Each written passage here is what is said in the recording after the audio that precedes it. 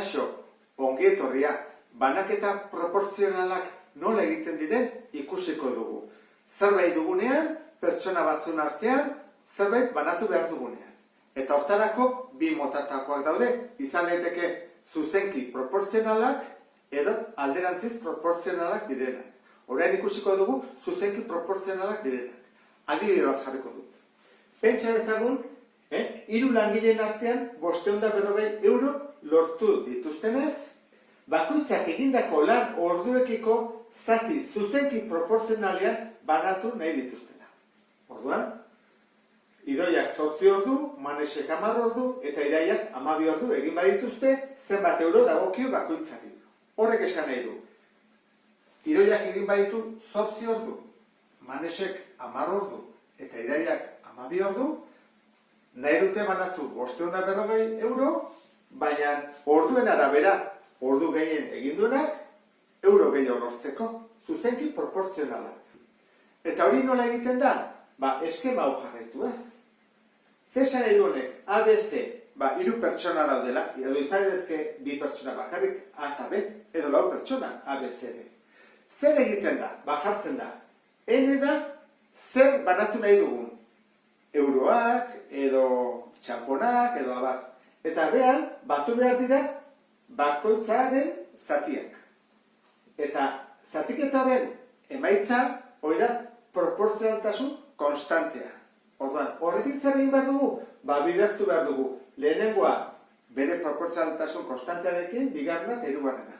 Eta baina, adibidearekin, hobeto ulertuko dezu. Goazen hastea. Idoiak 8 ordu. Orduan jarriko dugu. Idoia, 8 ordu.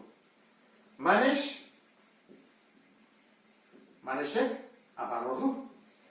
Eta Iraiak, 12 ordu. Hori jakin da, goazen proportzionaltasun konstantea aurkitzea. Zein da? Proportzionaltasun konstantea da. Zer banatu behar dute? 550 euro. Eta orduekiko, orduan batu behar dugu, Idoiaren orduak, gehi Manesenak, gehi Iraiarenak. 550 zati, 8 gehi 10, 18, gehi 12, 30. Horren, zatiketa bat egin beharko nuke, zeroak kentzen ditut, eta 54, zati 3, 18. Horrek esan nahi du, proportzionaltasun konstantea 18 dela. Orduan, nola egingo genuke bakoitzantzat? Izango izateke, Idoia.